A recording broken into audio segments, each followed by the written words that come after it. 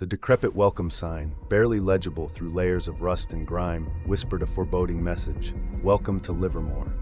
As the P.I.G team passed the town limits, an unsettling stillness enveloped them, broken only by the crunch of gravel beneath their tires. Jack, the team leader, brought the van to a halt in the center of what was once Main Street. He turned to his crew, his expression grim. "All right, team, you know why we're here. Livermore may be abandoned, but it's far from empty. Reports of paranormal activity have been off the charts. Stay alert, stay together, and remember, we're here to investigate, not to provoke." As they stepped out onto the silent streets, Clara, the team sensitive, shivered despite the warm air. "There's something here," she whispered, her eyes wide, watching us from the shadows. So much pain, so much anger. Ethan, the tech expert, was already unloading his equipment. "Then let's get some hard evidence," he said, his tone businesslike. "Cameras, EVP recorders, EMF meters. If there's something here, we'll find it." Harris, the historian, unfolded a worn map. "Our best bet is the old schoolhouse. Most of the reports center around there. If we're going to find answers, that's where we start." Sophie, the team skeptic and documentarian, raised an eyebrow. "A creepy abandoned schoolhouse? How original. $10 says it's just rats and rusty hinges." As they approached the weathered brick building, Clara's unease grew. The air seemed to thicken, pressing against her like an invisible weight.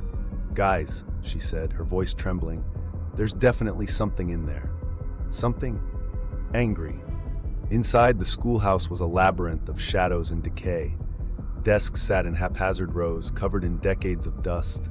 Faded posters clung to the walls, their cheery slogans now eerie and mocking. As Ethan set up his cameras, the lights began to flicker, then suddenly burst in a shower of sparks.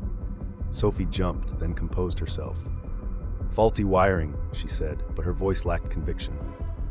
In the oppressive darkness, a low moan echoed through the halls, rising in volume and intensity until it became an unearthly wail. Clara clutched her head, tears streaming down her face.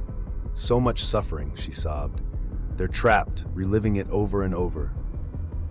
As night fell, the team set up camp in the main classroom.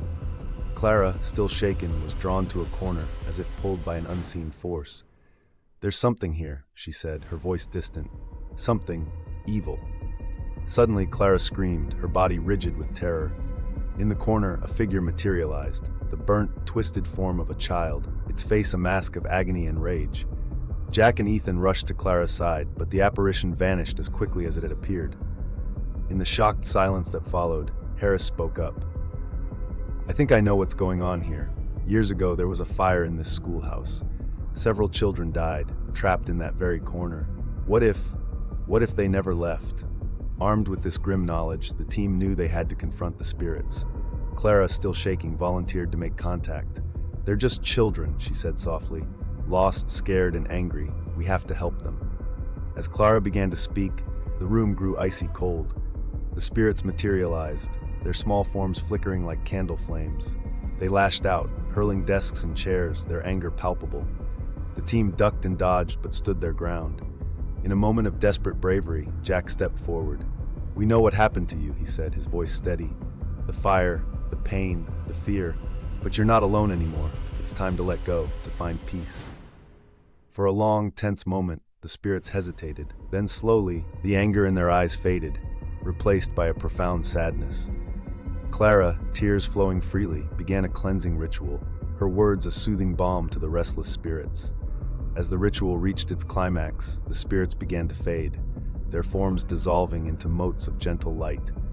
The oppressive weight lifted, and a sense of peace settled over the old schoolhouse. In the morning, as the team packed their equipment, they were somber, reflective. They had faced the darkness and emerged changed, humbled by the experience.